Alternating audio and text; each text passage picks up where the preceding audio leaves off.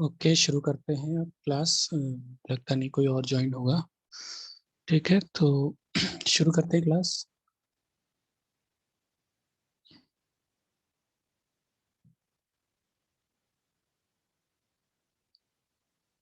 Divya, screen share हो रही है?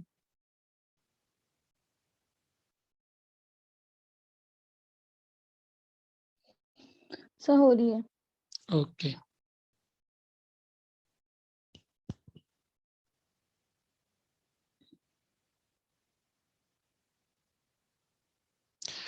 ओके, तो ये पेपर फर्स्ट है हमारा, साइकोलॉजिकल मेजरमेंट है। हम इस क्लास में साइकोलॉजिकल मेजरमेंट के बारे में हमने पढ़ लिया है एंड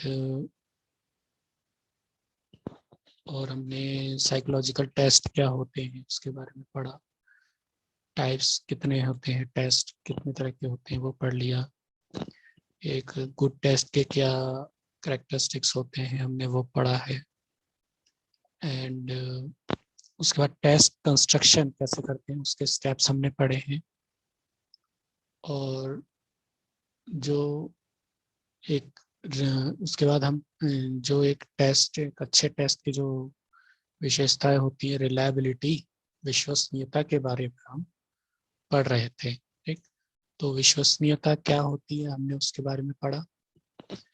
और जो हमारा रीसेंट टॉपिक जो चल रहा था क्लास में वो था मेथड्स ऑफ एस्टिमेटिंग रिलायबिलिटी, अर्थात विश्वसनीयता मापन के आकलन की विधियां। ठीक, कि हम विश्वसनीयता का आकलन कैसे करेंगे उसकी विधियां चल रही थी हमारा रिसेंट टॉपिक।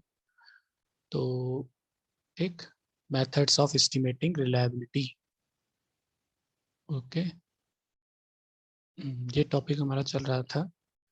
तो इसमें 4 मेथड्स हमने पढ़े थे। टेस्ट, रीटेस्ट हम पढ़ चुके हैं। परीक्षण, पुनर्परीक्षण विधि जिसको बोलते हैं, इसमें टेम्पोरल कंसिस्टेंसी देखी जाती है, कालिक संगति जिसे बोलते हैं, कि एक टेस्ट को पहले हमने एडमिनिस्ट कराया, फिर 14 दिन बाद उसको दोबारा कराया, तो हमें 2 सेट स्कोर्स प्राप्त हो गए, फिर हमने उनका कोरिलेशन निकाल लिया, तो वो जो है वो हमारा रिलायबिलिटी हो जाएगा। अगर उसकी हाई होगा, हाई कोरिलेशन है, तो मतलब रिलायबल है। सेकेंड हमारा था इंटरनल कंसिस्टेंसी मेथड, ये हमारा चल रहा था, ये टॉपिक चल रहा था आंतरिक संगति विधि। बाकी एक पैरेलल फॉर्म मेथड और एक स्कोर रिलायबिलिटी भी है। ठीक, तो हमारा जो रिसेंट चल रहा था वो था इंटरनल कंसिस्टेंसी अर्थात आंतरिक संगति विधि। ठीक, तो इंटरनल कंसिस्टेंसी मेथड के भी उसमें भी मेथड थे, फोर मेथड बताए थे। ठीक, पहला स्प्लिट हाफ रिलायबिलिटी मेथड, कि हम जो है जो टेस्ट को है 2 भागों में बांट लेते हैं, ऑड इवन में बांट लेते हैं, या फर्स्ट हाफ सेकंड हाफ में बांट के उनको जो है एडमिनिस्ट्रेट करते हैं, फिर उनका वही 2 सेट ऑफ स्कोर, मतलब ये टेम्पोरल कंसिस्टेंसी के लिए विधि है ये। दूसरा हमारा था रूलन एंड फ्लैनेगन फार्मूला, ये हम कर चुके थे। रूलन ने एक फार्मूला दिया था, इससे क्या होता था कि पूरे टेस्ट की एक ही बार में हमारी विश्वसनीयता निकल जाती थी। फ्लैनेगन ने फिर थोड़ा उसमें संशोधन करके दोबारा, फ्लैनेगल का अलग फार्मूला था, तो रूलन एंड फ्लैनेगन फार्मूला हम पढ़ चुके थे। ठीक, उससे रिलायबिलिटी कैसे निकाली जाती है। थर्ड हमारा आज टॉपिक हम करेंगे वो है Kuder Richardson formula. Okay, Kuder Richardson फार्मूले से हम इंटरनल कंसिस्टेंसी कैसे निकालेंगे वो देखेंगे। फोर्थ हमारा कोफिशिएंट अल्फा है। ठीक, तो जो आज का टॉपिक है हमारा कूडर रिचर्डसन फार्मूला। ठीक है दिव्या, अभी जो हमने रिकॉल किया वो थोड़ा रिकॉल हुआ, आपको पुराना सब कुछ याद है? यस यस जी, सर। जी जी, ठीक है। तो क्योंकि आगे जब भी हम कुछ नया टॉपिक मतलब शुरू करते हैं तो उससे पहले हमें क्या क्या है वो क्लियर होना चाहिए, क्योंकि अभी तक फिलहाल रिलायबिलिटी ही चल रहा है, तो एक बार रिकॉल करना अच्छा रहता है ताकि हमें पता चल जाए कि हमने क्या क्या पढ़ लिया है और हम जो पढ़ रहे हैं वो कैसे कनेक्टेड है। तो ये इंटरनल कंसिस्टेंसी के 4 मेथड हैं, स्प्लिट हाफ और internal split half and Rulon and Flanagan और कूडर रिचर्डसन और कोफिशिएंट अल्फा। तो आज का जो हमारा टॉपिक है वो है कूडर रिचर्डसन फॉर्मूला। ठीक, तो अब इसे हम पढ़ते हैं। Kuder Richardson give 2 formulas. ठीक है, कूडर रिचर्डसन ने 2 फॉर्मूला दिए, KR20 जिसको बोलते हैं और KR21। ओके, 2 फॉर्मूला है, KR20 and KR21। Calculate internal consistency reliability. ठीक है, किसका मापन करने के लिए? आंतरिक संगति विश्वसनीयता का मापन करने के लिए कूडर रिचर्डसन ने 2 फॉर्मूला दिया, KR20 and KR21। Okay, next है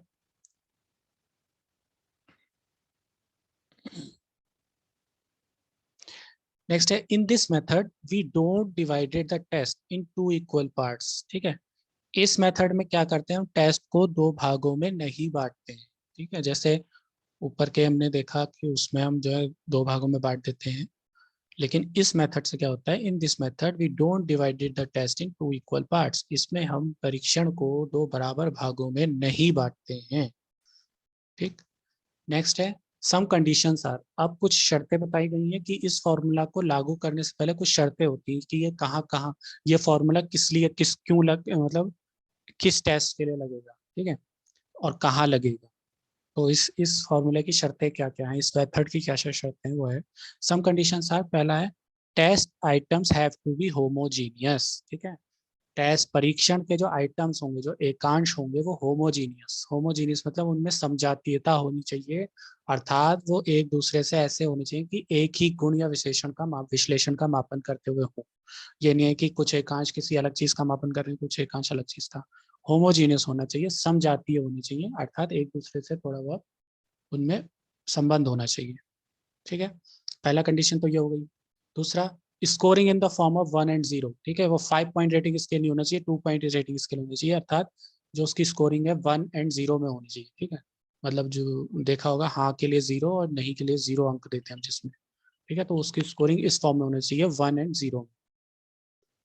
नेक्स्ट है, for the formula KR20 it should not be more difference in difficulty level of item. KR20 formula के लिए ये जरूरी ये होना चाहिए कि जो उसका एकांशों का जो डिफिकल्टी लेवल है, जो कठिनता स्तर है, उसमें ज्यादा अंतर नहीं हो। ठीक है, जो भी एकांशों का कठिनता स्तर है उनमें ज्यादा अंतर नहीं होना चाहिए। कठिनता स्तर होता है कि सही उत्तर की संख्या अपॉन कुल कुल एकांशों की संख्या। ठीक है, अभी हम इससे आगे जो है कुछ इस पे रिलेटेड करेंगे क्वेश्चन, तो उसमें ज्यादा क्लियर हो जाएगा डिफिकल्टी लेवल। जैसे मान लीजिए, मैं अभी बता देता हूँ आपको डिफिकल्टी लेवल कैसे है। जैसे मान लीजिए एक क्वेश्चन है, हमने वो 100 लोगों को करने को दिया है। ठीक है, 100 लोगों को हमने करने को दिया, उसमें से 100 में से 80 लोगों ने उसका उत्तर हाँ मतलब सही दिया और 20 लोगों ने गलत दिया। तो इस क्वेश्चन का कठिनता स्तर होगा 80/100। ठीक है, 80/100 तो हो जाएगा 0.80। तो जो डिफिकल्टी लेवल इसका हो जाएगा 0.80। ओके, तो यही है कि जो एकांशों के कठिनता स्तर हैं उनमें ज्यादा अंतर नहीं होना चाहिए KR20 फॉर्मूला। नेक्स्ट है, for the formula KR21 it should be same difficulty level of items. और KR21 फॉर्मूला के लिए एकांशों के जो है डिफिकल्टी लेवल समान होना चाहिए। ठीक है, KR21 फॉर्मूला के लिए जो एकांशों का कठिनता स्तर है वो समान होना चाहिए। ठीक है, समझ में आ रहा है दिव्या यहाँ तक? Yes sir. हाँ, आप इसका स्क्रीनशॉट ले लीजिए। बाकी बुक में तो बहुत लंबा चौड़ा दे रखा है, तो उसमें कंफ्यूजन बहुत है, लेकिन जो मेन मेन पॉइंट है वो आपके यही है कि उन्होंने इंटरनल कंसिस्टेंसी रिलायबिलिटी के लिए 2 फार्मूला दिए हैं, इसमें 2 भागों में नहीं बांटना पड़ता है, और इसकी कुछ कंडीशंस हैं कि होमोजीनियस होना चाहिए टेस्ट, स्कोरिंग 1 और 0 के फॉर्म में होनी चाहिए, KR20 फॉर्मूला के लिए जो एकांशों का कठिनता स्तर है उनमें ज़्यादा अंतर नहीं होना चाहिए, और KR21 फॉर्मूला के लिए एकांशों का कठिनता स्तर समान होना चाहिए। ओके, तो अब हम आगे बढ़ते हैं। Test should be power test. ठीक है, एक पॉइंट और रह गया था, test should be power test. ठीक है, जो परीक्षण होना चाहिए वो क्षमता परीक्षण होना चाहिए, अर्थात किसी क्षमता का मापन करते हुए गति परीक्षण नहीं होना चाहिए। ठीक है, गति परीक्षण क्या होता है? गति परीक्षण होता है जिसकी टाइम लिमिट बंधी होती है। ठीक है, जो हम कम्पिटेटिव एग्जाम देते हैं वो सारे गति परीक्षण है, क्योंकि उसमें टाइम लिमिट होती है। लेकिन जो ये क्षमता परीक्षण होता है इसमें टाइम लिमिट नहीं होती है, और किसी भी मतलब क्षमता का उसमें मापन होता है, किसी किसी का गुण का मापन हम करते हैं। ठीक है, तो टेस्ट शुड भी पावर टेस्ट होना चाहिए, नॉट बी वो स्पीड टेस्ट या गति परीक्षण। गति परीक्षण नहीं होना चाहिए, क्षमता परीक्षण होना चाहिए। ठीक है, आगे हम बढ़ते हैं। ठीक, आगे है आपका KR20 फॉर्मूला। अब आपका फॉर्मूला आने वाला है, KR20 फॉर्मूला क्या है? ठीक, उसको ध्यान से हम देखेंगे। KR20 फॉर्मूला ये रहा आपका, KR20 equal to n/n-1 bracket SD²। ठीक है, ये SD², SD की पावर 2 SD² है। ठीक है, SD2 नहीं है, इसमें जो है वो वैसे स्क्वायर आया नहीं था। ठीक है, तो SD² माइनस सिग्मा PQ/SD²। ठीक है, SD मतलब होता है मानक, अभी हम इसको बताएंगे। ठीक है, तो KR20 equal to n/n-1 bracket SD² minus sigma PQ/SD²। ठीक है, अब यहाँ पर n है नंबर ऑफ आइटम्स, एकांशों की संख्या। ठीक है, n है यहाँ पर एकांशों की संख्या, नंबर्स ऑफ आइटम्स। ठीक, SD² है वेरिएंस ऑफ द स्कोर। ठीक है, मतलब जो मानक विचलन का वर्ग को हम प्रसरण कहते हैं, ये मैं पहले भी बता चुका हूँ। जो भी हमारा मानक विचलन मतलब एसडी होता है उसका स्क्वायर हम करेंगे तो वो प्रसरण हो जाता है, मतलब वेरियांस हो जाता है। तो हमारे स्कोर का वेरिएंस, तो एसडी स्क्वायर है हमारा score, variance of the score, अर्थात अंकों का प्रसरण है। ठीक है। पी क्या है? Difficulty level of each item. ठीक है, जो मैंने बताया था डिफिकल्टी लेवल पी। पी है हमारा difficulty level of each item, प्रत्येक एकांश का कठिनता स्तर है पी। ठीक है। और क्यू है हमारा proportion of examinees answering wrong on each item, मतलब गलत उत्तर देने वालों का अनुपात। ठीक है। Proportion of examinees answering wrong on each item, प्रत्येक एकांश में जिन्होंने गलत उत्तर दिए। ठीक है, सही उत्तरों से तो डिफिकल्टी लेवल निकल जाएगा, पी पी बोलते हैं जिसको, और गलत उत्तरों का जो अनुपात होगा उसे हम क्यू बोलते हैं। और इसको निकालते कैसे हैं? और करके मैंने 1 - पी लिखा है। ठीक है, 1 में से जब हम डिफिकल्टी लेवल 1 में से पी को घटा देंगे तो हमारा क्यू निकल जाएगा। ठीक है, इसके आधारित हम बाद में इससे रिलेटेड क्वेश्चन करेंगे तो और क्लियर हो जाएगा आपको। ठीक है, तो क्यू होता है proportion of examinees answering wrong question on each, wrong answering wrong on each item, और 1 - पी। क्यू निकालना है तो हम 1 में से पी को घटा देंगे तो हमारा क्यू निकल जाएगा। और जो ये सिग्मा पी क्यू होगा, फिर पी क्यू की गुणा कर देंगे और पी क्यू को लास्ट में जोड़ देंगे तो सिग्मा पी क्यू हो जाएगा। ठीक है, ओके। तो ये आप इसका स्क्रीनशॉट ले लीजिए। ठीक है, पूरा है ये फॉर्मूला, कंफ्यूजन नहीं होना चाहिए। पी हमारा difficulty level of each item है, डिफिकल्टी लेवल मैंने निकालना आपको सिखाया, बता दिया। अभी हम बाद में इसका क्वेश्चन रिलेटेड करेंगे तो उसमें आपको समझ में आ जाएगा। और क्यू होता है 1 - पी, अर्थात 1 में से हम जो हमारा डिफिकल्टी लेवल होगा ईच आइटम का वो हम घटाएंगे तो हमें क्यू प्राप्त हो जाएगा। फिर हम पी और क्यू की इंटू कर देंगे और फिर लास्ट में पी, जो पी क्यू आएगा उसको जोड़ देंगे तो सिग्मा पी क्यू की वैल्यू हमें मिल जाएगी। ठीक है, तो समझ में आ गया दिव्या? Yes sir. हाँ, आप इसका स्क्रीनशॉट ले लीजिए, बाकी हम आगे बढ़ते हैं। KR21 formula. ठीक है, वो था KR20 फॉर्मूला, अब ये है KR21 फॉर्मूला। ठीक, अब इसमें क्या होता है ये हम देखेंगे। तो ये रहा आपका फॉर्मूला, KR21 equal to n/n-1 bracket SD² minus NPQ। ठीक है, अब यहाँ पर सिग्मा PQ नहीं है, यहाँ पर NPQ है अपॉन SD²। ठीक है, तो अभी ये क्या होता है, इसमें इन दोनों में फर्क क्या है वो देखेंगे आप। तो KR21 equal to n/n-1 bracket SD² minus NPQ upon SD²। ठीक है, अब यहाँ P क्या है? यहाँ जो है हम एवरेज निकालेंगे। ठीक है, जो हमारा P का टोटल आएगा, जो हमारा कठिनता स्तर का टोटल आएगा उसका हम एवरेज निकाल देंगे। एवरेज हम निकालते हैं एकांशों की संख्या से भाग करके। ठीक है, इस पे आधारित हम क्वेश्चन करेंगे तब आपको ज्यादा समझ में आएगा। अभी फिलहाल हम फॉर्मूला करते हैं। ठीक है, तो यहाँ पर P क्या है? Average of correct proportional to each item. ठीक है, जैसे मैंने आपको बताया था कि मान लीजिए एक क्वेश्चन का 80 लोगों ने सही उत्तर दिया है। ठीक है, एक क्वेश्चन का 80 लोगों ने सही उत्तर दिया है तो उसका डिफिकल्ट जो उसका पी हो जाएगा वो हो जाएगा 80/100, मतलब 0.80। ठीक है, वो उसका पी हो जाएगा। अब ऐसे ही करके हम मान लीजिए 5 या 6 एकांश हमारे पास, उन सबका पी हम निकाल लेंगे और पी का टोटल कर देंगे तो सिग्मा पी आ जाएगा।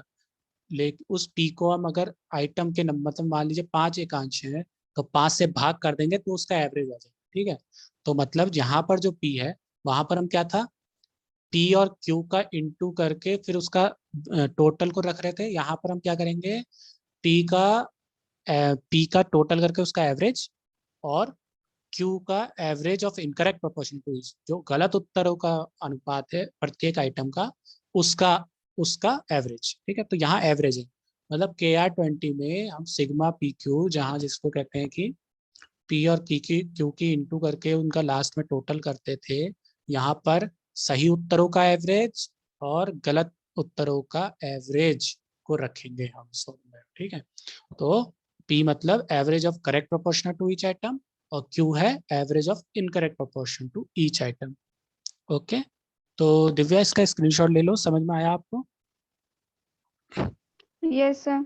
ओके, ठीक है, तो ये आपका KR20 और KR21 फॉर्मूला था, और स्क्रीनशॉट आपने ले लिए होंगे। बाकी अगर आपके पास बुक अवेलेबल होगी तो आप उसमें पढ़िएगा, लेकिन बुक में है कंफ्यूजन, लेकिन आपको ये जो पॉइंट इसमें बताए गए हैं वो एकदम क्लियर हैं, और आप फिर भी एक बार बुक पढ़ेंगे तो और ज़्यादा क्लियर हो जाएगा। और इस पे आधारित हम क्वेश्चन जो है वो अगली क्लास में करेंगे, ठीक है।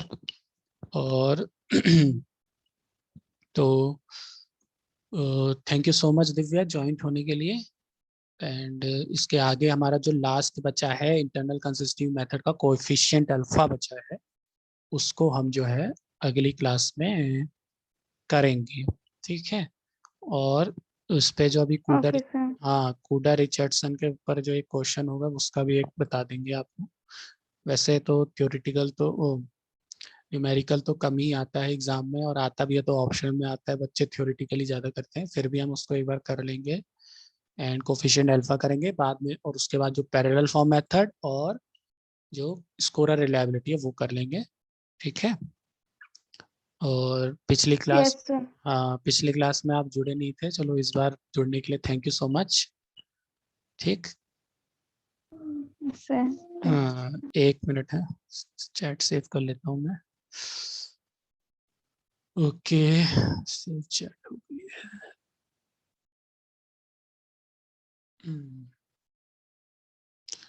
Okay Divya, thank you so much, you can leave.